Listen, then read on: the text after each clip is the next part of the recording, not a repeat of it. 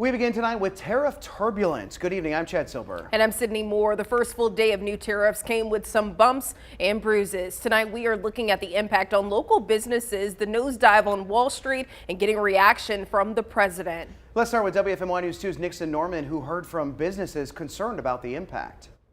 Whether you're in the food business or the booze business, the level of uncertainty that surrounds these new tariffs is high. I spoke with folks running businesses out of Greensboro and Winston-Salem who admit they don't know what's next, but they expect higher prices on everything. If there's one thing business owners appreciate, it's stability. Something Tal Blevins, the owner of Machete in Greensboro, isn't feeling right now with newly enacted tariffs on all imports from other countries. It's just chaos right now, and nobody can really plan for the future because they don't have a clear picture. Bill Manley, sales and marketing director with Foothills Brewing, shares that same fear of the unknown.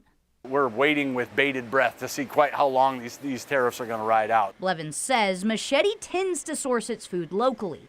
But as for its alcohol, so it's actually going to go up across the board. Well, that's what Blevins is most concerned about, saying things like wine imported from other countries is bound to increase in price.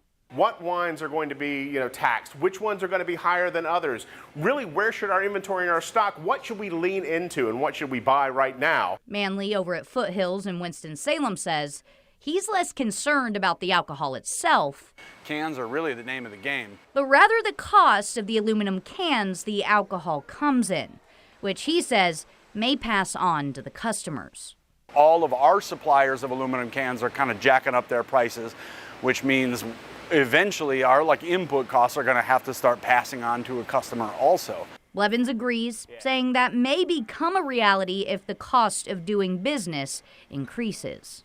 As a business owner, you can't just absorb those costs for forever because you got employees to support, you got a business to run. Both men say they hope dining out and grabbing a drink won't be too expensive for the everyday person.